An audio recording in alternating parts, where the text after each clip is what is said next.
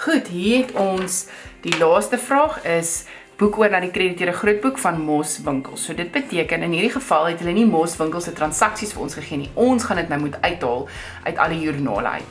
So eers gaan ons begin en ons gaan die saldo in Moss Winkels in se krediteure grootboek inskryf en dit was 18150.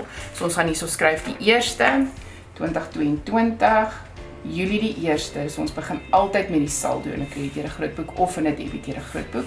Dit gaan wees 8150. 8150.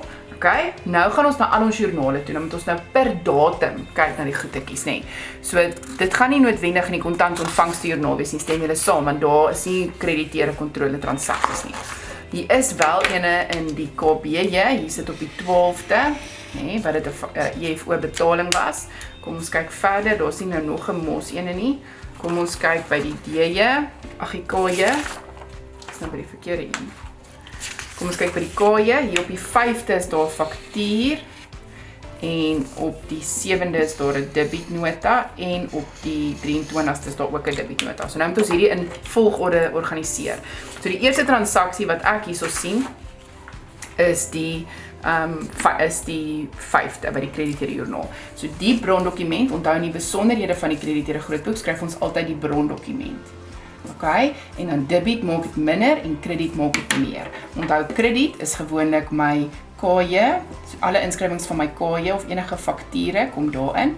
D'je gaan wees KBJ en KAJ of debietnotas en EFO's. Okay, so jy gaan vir daai goeders kyk om te weet. So in hierdie geval is dit 'n KJ inskrywing, so dit beteken dis 'n faktuur, dit beteken dit maak die skuld meer, so dit gaan gekrediteer word. En daai is gebaseer op hierdie, nê. So dit gaan wees die 5de en dan gaan ons sê faktuur en dit was faktuur 10 en jy gaan sê KJ en die bedrag is R24,000 aan die kredietkant. Hoe kry ek die nuwe saldo? Ek sê daai 8150 plus 24,000 en dan kry ek 32,150. Hoekom plus? Want dit is 'n faktuur wat die skuld meer maak. Nou is ons klaar met die krediteure joernaal. Die volgende inskrywing is op die 7de. Dit was in die KAJ en KAJ weet ons maak my skuld minder.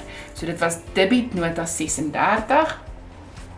So ons gaan sê debietnota 36 KAJ en dit gaan gedebiteer word en dit was R1,400. Nou dit maak die skuld weer minder. So ek gaan die saldo vat minus daai, dan gaan ek kry R30,750. Nou die volgende inskrywing is op die 23ste dag, maar hier is dit op die 12de is daar 'n betaling. So ons gaan skryf hierso op die 12de. Dit gaan wees EFO betaling en dit gaan wees in die KBJ, nê. Hier is die kontant betalingsjoernaal. Dit gaan ook aan die debietkant wees en ons gaan die bedrag betaal en die bedrag korting apart skryf. So EFO betaling gaan ons skryf. En dan gaan dit wees 22450. So ek gaan dit daar aftrek. En dan gaan ek kry 8,300 en dan gaan ek die korting ontvang apart skryf. So onthou dit is 'n belangrike punt om te onthou met hierdie krediteure joernaal om dit apart te skryf. Die korting en die EFO betaling, want dit is verskillende brondokumente, nê. So daar gaan dit wees 460. Ag nee, ek kyk nou by die verkeerde bedrag. 2150 en dan gaan die totaal wees 6150. Okay. Hier op die 22ste is daar nog 'n Moss Winkels. Ek het hom vergeet. Okay. So op die 22ste gaan ons nou eers nog 'n Moss Winkels inskryf. Gaan ons sê faktuur, omdat dit in die KAJ is, faktuur 88, KJ, omdat dit in die KJ is, ekskuus, en omdat dit in die KJ is, word dit gedebiteer want dit is 'n las wat meer word. So dit gaan wees 28560.